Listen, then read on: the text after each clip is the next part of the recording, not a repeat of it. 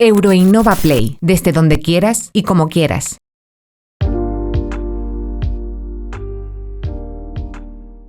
Atravesamos un momento histórico de profundo cambio social y cultural, una transformación que también se refleja en la realidad empresarial e institucional, donde la visión arcaica del trabajador explotado y sometido o del jefe tirano y abusador se ha convertido en una desgraciada excepción que tiene los días contados y que está abocada al fracaso.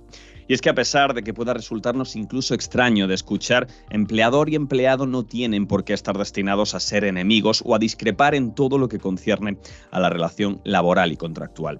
Y aunque es cierto que se trata de un concepto que nació en otros estados y en otros contextos profesionales, poco a poco hemos ido incorporando una idea que resulta esencial de cara a contar con una plantilla implicada, motivada y productiva.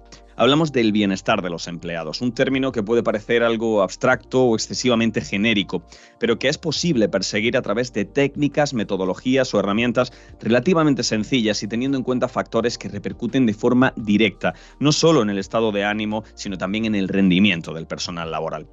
Una comunicación fluida, sincera y directa, un equitativo y adecuado reparto de tareas, un ambiente y entorno que ayuden a reducir el estrés, un sistema de trabajo basado en la consecución de metas y objetivos concretos y el reconocimiento pertinente una vez se alcanzan estos, o un contexto que fomente el trabajo en equipo y las dinámicas de grupo, son solo algunos ejemplos de medidas y actuaciones que se pueden llevar a cabo de cara a contar con empleados que se sientan parte activa del proceso y se vuelquen así en aquello que hacen. De todo esto, de esta interesantísima materia vamos a hablar en el día de hoy y para ello contamos con Álvaro Alarcón Sánchez, experto, pues entre otras muchas cuestiones, por ejemplo, en marketing digital, en comunicación corporativa, en gestión y activación de patrimonios, así como en otra serie de campos relacionados con el ámbito de los recursos humanos. De hecho, actualmente ejerce como Chief Happiness Officer, lo que vendría a ser algo así como responsable del Departamento de Felicidad en una conocida correduría de seguros. Muy buenas, Álvaro, bienvenido. Hola, ¿qué tal, David? ¿Cómo estás? Pues aquí estamos deseando adentrarnos contigo ya en esta búsqueda del bienestar de los empleados, de este concepto de happiness y su aplicación al mundo empresarial, institucional y en definitiva organizacional. Así que por mi parte nada más, una vez hecha la presentación, todo tuyo, Álvaro. Bueno, muchas gracias, David. Y bueno, vamos a intentar hoy descubrir un poco y dar a conocer qué es toda esta filosofía del happiness y cómo se está implementando dentro del mundo empresarial de una forma cercana. Vamos a empezar viendo un poco qué es y cómo se aplica o para qué se aplica el happiness, ¿no? ¿Qué es todo esto de la filosofía de la felicidad? A día de hoy, cada vez más empresas están incorporando la teoría del happiness dentro de su funcionamiento por la necesidad tanto de atraer el talento como de retener el talento dentro de sus empresas. Hoy en día los trabajadores no solamente se mueven o se quedan en una empresa por la pura remuneración, por el salario que perciben, sino que también necesitan verse desarrollados, ver que su empresa tiene un impacto positivo en la sociedad o verse reflejados con los valores de la misma. Entonces esta filosofía del bienestar en general, no solamente de la felicidad, sino del bienestar del empleado dentro de la empresa, cada día va ganando un poco más de peso. Si nos remontamos un poco a los orígenes del happiness, podríamos situarlo al final de los años 90 y dependiendo de la fuente que consultemos, o bien se ubica en los Estados Unidos y luego hace una migración hacia Centro Europa y países nórdicos, o viceversa. Muchas fuentes lo ubican en los países nórdicos, aunque ahí se conocía como el Feel Good Management, y luego se movía hacia Estados Unidos. Pero sí, en ambos casos coinciden esas dos zonas geográficas del mundo para citar esa creación o ese nacimiento de esa filosofía. Desde entonces, muchas grandes empresas que todos conocemos como Google, Pixar o la española Desigual o Airbnb trabajan y lo tienen implementado dentro de su día a día, pero cada vez hay más empresas de menor tamaño, muchas pymes que lo empiezan a incorporar y empiezan a priorizar el bienestar de sus empleados en el día a día. Si hacemos una primera foto del objetivo del happiness, se podría resumir como el movimiento empresarial que busca mejorar el ambiente laboral, ¿no? Tener unos espacios de trabajo atractivos, cómodos, que ayuden a que sus empleados sean más productivos. Crear también hábitos saludables para mejorar el estado físico, hacer inversiones deportivas y en general garantizar el bienestar de sus empleados. incluyendo también que ellos se sientan realizados con la labor que desempeñan, que no simplemente vayan a trabajar, sino que se vean realizados personal y profesionalmente con lo que están haciendo y con lo que aportan a la empresa. ¿Y por qué se lleva a cabo esta filosofía? Pues es bastante sencillo. Al final, un empleado feliz es mucho más productivo, está mucho más implicado en la consecución de los objetivos de la empresa, se reduce el absentismo, etcétera. Al final, son muchos los aspectos positivos que influyen directa e indirectamente en la cuenta de resultados, podríamos decir, de las empresas. Por ello, a través de la motivación y de ese empoderamiento de los empleados, las empresas van aumentando su productividad y generan vínculos entre empleado y empresa, haciendo que ante una eventual oferta de un tercero, el empleado decida quedarse con su empresa por lo que le aporta a él y lo que él le aporta a la empresa, reduciendo también la rotación que hay en la plantilla, con el consiguiente beneficio directo para las empresas. Para llevar a cabo esta tarea ha surgido esa figura del Chief Happiness Officer o responsable del bienestar. Este perfil es muy reciente en el panorama laboral, sobre todo en el panorama laboral español, y la verdad que la definición de este puesto no es sencilla. El Chief Happiness Officer debe ser una persona capaz de aunar muchas capacidades, pero capacidades propias de otros departamentos. Tiene que tener un poco de recursos humanos, un poco de marketing, un poco de psicología. Es una pequeña navaja suiza, multidisciplinar y sobre todo muy versátil. Debe saber adaptarse a una reunión con gerencia o a una reunión con todo el equipo técnico, todo el equipo empleado, para transmitirle el mismo mensaje de maneras diferentes. Entre las habilidades que este responsable del bienestar debe tener, se podrían destacar las siguientes. Tiene que tener una fuerte capacidad analítica, ya que tiene que aportar una visión holística entre el punto de vista de los empleados y el punto de vista de la empresa, para que los intereses personales de los empleados coincidan con los intereses estratégicos de la empresa. Tiene que tener fuertes habilidades sociales, tiene que saber escuchar activamente a los compañeros, de ahí extraer información para luego ejecutar planes de actuación, tiene que ser empático con ellos, tiene que hacerlo partícipes de esa filosofía y de esas políticas que se llevan a cabo. También tiene que ser una persona capaz de liderar. Al final es la cabeza de ese proyecto, de ese área de bienestar, y tiene que ser el primero que mueva ficha en cada iniciativa. Tiene que motivar a los compañeros para que se sumen a esa iniciativa y llegue a buen puerto. Debe orientarlos para ver cómo pueden mejorar su bienestar dentro de la empresa. Tiene que ser una persona comunicativa. Tiene que saber adaptar los mensajes de la empresa para hacérselos llegar a los empleados. Igualmente tiene que saber adaptar los mensajes de los empleados para hacérselos llegar a la empresa. También tiene que tomar decisiones en momentos críticos, podríamos llamarlo así, pero también tiene que hacer partícipe de esas decisiones al resto del equipo. Entonces, como veis, es una amalgama de habilidades la que tiene que tener este responsable de bienestar, pues para ir tocando las diferentes piezas en los momentos adecuados. Pero también tenemos que tener en cuenta un factor muy importante, y es que no podemos caer en el error de que toda la responsabilidad del bienestar empresarial cae sobre el Chief of Happiness Officer. Él es el líder del movimiento, o ella es la líder del movimiento, es la persona que planea las estrategias y las promueve, pero al final todos los miembros de la empresa deben asumir su parte de responsabilidad para que este proyecto llegue a buen puerto. Desde la dirección general, responsables de recursos humanos, responsables de manager, de marketing, managers, y al final cualquier miembro del equipo tiene que sumarse a ese proyecto, tiene que creer en él y tiene que querer que ese tipo de acciones lleguen a buen puerto. Una sola persona no puede manejar la felicidad de 50 personas. Al final, querer ese cambio y querer estar bien en el puesto de trabajo es responsabilidad de todos, aunque el Chief Happiness Officer sea la persona que promueva y que lidere ese movimiento. Luego, para mí, hay 3 factores claves que influyen directamente en el bienestar de la empresa. Son la confianza, la comunicación y el reconocimiento. Estos 3 factores no trabajan por separado. No sirve de nada tener confianza si no tienes comunicación ni hay reconocimiento.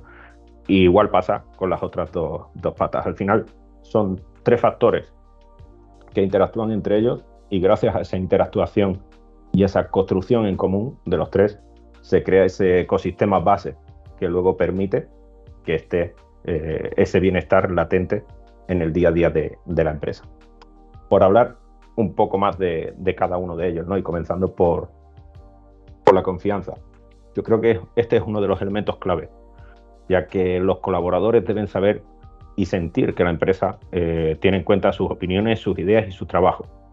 Que sientan ese respaldo por parte de la empresa en todo lo que están haciendo, ¿vale? Para crear este entorno de confianza, hay que trabajar para que nuestros empleados sean capaces de lanzar propuestas, que se atrevan a proponer cambios sin que tengan miedo de equivocarse, ¿no? Y que si ocurre ese error, no piensen y no perciban que se va a focalizar en el error y se le va a culpar, sino todo lo contrario.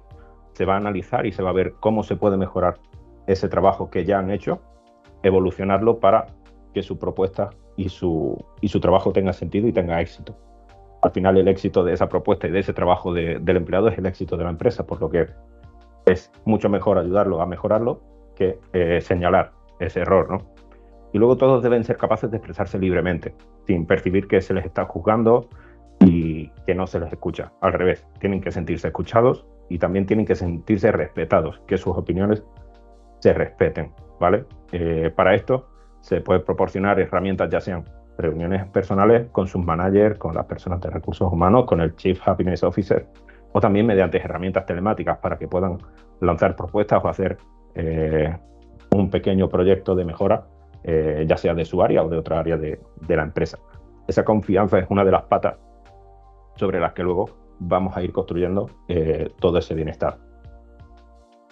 La segunda pata que considero clave dentro del bienestar en la empresa es la comunicación, ya que una empresa que comunica es una empresa sana, ¿vale? La comunicación fluida y transparente dentro de una empresa es el mejor antídoto, yo creo que contra uno de los enemigos más peligrosos que hay en las oficinas, que son los rumores de pasillo, esos malentendidos que surgen porque la información que se les ha dado a los empleados no son claras, es confusa y empiezan a hacerse historias y a hacerse bulos que luego son muy difíciles de parar.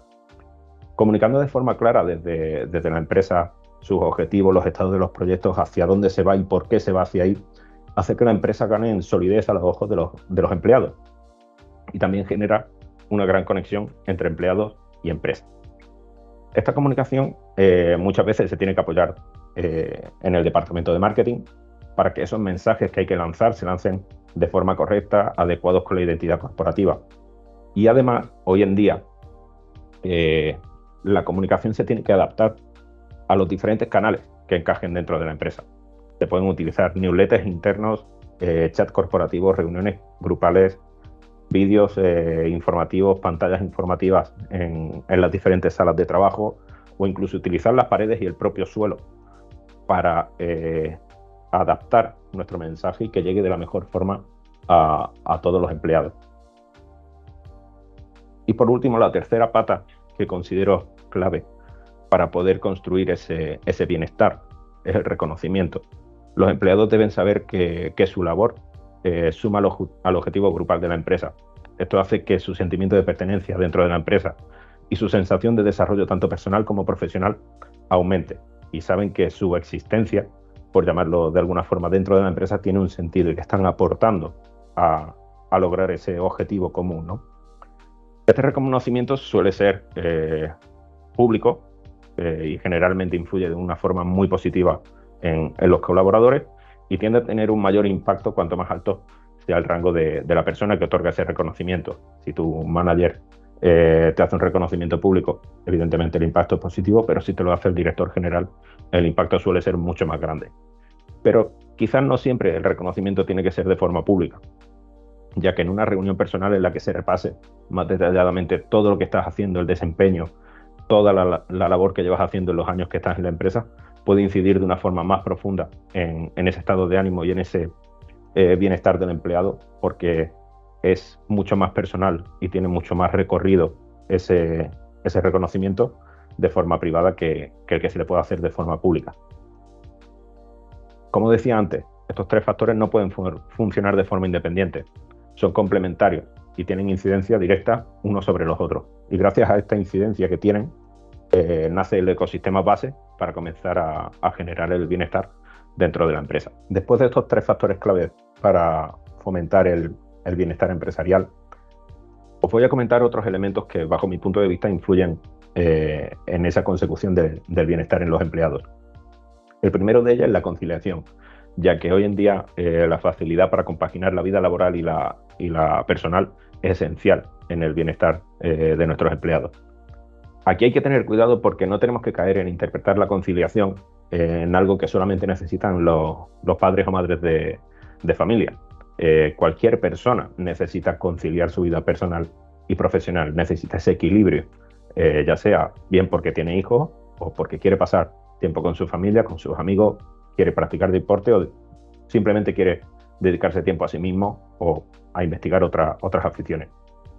Dentro de esta parte, para fomentar la conciliación, se utilizan herramientas como la jornada intensiva, ya sea o bien en verano, o hay empresas que tienen la jornada intensiva durante todo el año.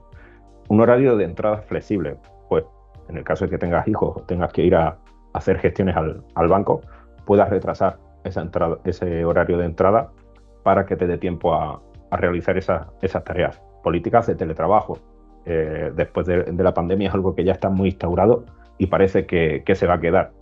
Bolsas de horas para asuntos cotidianos, como ir al médico y que luego no tengas que ir a recuperar esas horas, ¿no? Son algunas de las herramientas que se están poniendo en práctica por las empresas para esta conciliación. El entorno y las instalaciones. Las instalaciones y los puestos de trabajo deben estar adaptados a la función que tienes que realizar. Tienen que tener una buena iluminación, una buena ventilación, si puede ser natural, es mucho mejor, y también una temperatura agradable, no tener contrastes de mucho frío, mucho calor entre las diferentes áreas. De igual forma, los puestos de trabajo deben contar con equipamiento ergonómico para evitar esos dolores posturales y esas malas posturas que luego al final acarrean prejuicios contra la propia empresa, porque los trabajadores necesitan recuperarse y pueden rendir menos debido a esas lesiones que pueden aparecer. Las pantallas también deben ubicarse a la altura de los ojos, que te ofrezcan una buena calidad de imagen para que no aparezca esa fatiga visual y ese malestar que aparece. Luego, otro de los condicionantes que tienes que controlar un poco es el ruido. Hay sitios en los que tienen que hablar muchas personas a la vez por teléfono, como puede ser un call center o áreas donde trabajan varios comerciales, y hay ocasiones como estas que hay que incorporar paneles acústicos que absorban y amortigüen ese exceso de ruido. Luego están los paquetes de beneficios, que son extras al salario y que ayudan tanto a retener el talento que ya existe como también a atraerlo y a mejorar el bienestar. Tiene esa triple vertiente. Dentro de estos paquetes suelen incluirse un sinfín de opciones. Realmente puedes incluir cualquier cosa dentro del paquete de beneficios, ¿no? Pero los más habituales suelen ser el seguro de salud, fruta y café gratis en la oficina, la jornada intensiva y el horario flexible, descuentos con comercios asociados, servicios de psicología, de nutrición, fisioterapia o suscripciones a gimnasios, por ejemplo. Otro de los elementos que influyen directamente en el bienestar, y yo creo que es uno de los que más se trabajan, incluso en empresas que no han apostado todavía por esta filosofía del happiness, son las dinámicas de equipo. Las dinámicas de equipo, los team building, cohesionan al equipo y crean relaciones entre los departamentos y los miembros de los departamentos para que esos empleados compartan vivencias y creen vínculos fuera de la empresa, pero esos vínculos hacen que luego el resultado y el trabajo dentro de la empresa sea mejor, ya que se refuerzan las relaciones entre ellos y al final hacen por ayudar al compañero de una forma mucho más natural. Antes de definir estas dinámicas, debes conocer bien el perfil o los perfiles de tu cliente interno. Tienes que descubrir cuáles son sus aficiones, sus inquietudes, la disponibilidad que tiene para poder hacerlo, ya que te va a ofrecer información muy útil para que luego el éxito de estas dinámicas de equipo esté prácticamente asegurado, ¿no? Dentro de la variedad que hay, te voy a mencionar varias, como pueden ser las inmersiones deportivas, y aquí diferencio en dos.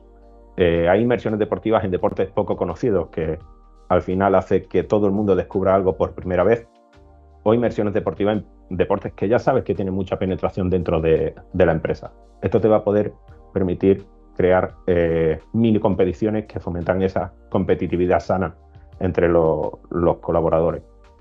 Luego también talleres de psicología, de nutrición, gestión del tiempo, darle herramientas para que no solamente utilicen estas cosas dentro de la zona de trabajo, sino en su día a día, que mejoren sus hábitos alimenticios, que sepan gestionar sus emociones o las situaciones de estrés, que sepan cómo organizarse el tiempo disponible que tienen los fines de semana o cuando salen de la oficina o en la propia oficina. Suelen ser actividades que tienen muy buena acogida. Book crossing, básicamente el liberar libros dentro de la oficina y que los vayan cogiendo cada empleado. Esto hace que al final tú vas viendo quién se ha leído el mismo libro que tú, pueden intercambiar opiniones al respecto y pueden crearse también vínculos, ya que hay empleados que pueden traer libros nuevos para liberarlos dentro de la oficina y se crea un giro literario dentro de la oficina que genera ese bienestar y esas inquietudes diferentes, ¿no?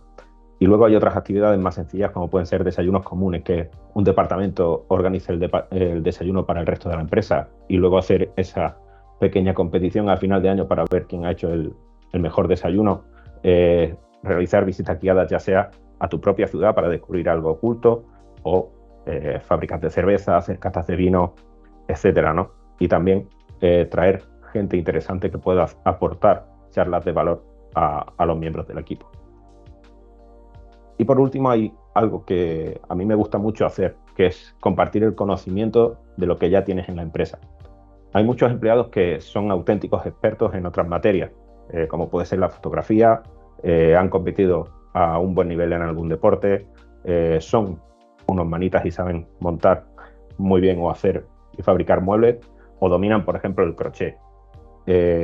Aquí sí me gusta proponer que impartan un taller a sus compañeros para compartir su pasión y enseñarles este tipo de actividades, además de crear unos vínculos muy fuertes entre ellos, porque ven una cara desconocida de su compañero, de esa persona que siempre hace la misma labor, pero luego en su día a día es capaz de hacer unas cosas maravillosas. Son también un gran reconocimiento para la persona que imparte el taller, porque al final le están mostrando un interés real de la empresa en otro de los aspectos que para él son importantes en su vida. Bueno, esta es una primera visión, espero que útil para los que habéis asistido de lo que es el bienestar en la empresa y de cómo mejorarlo de cara a los empleados. Muchas gracias y espero que os haya gustado.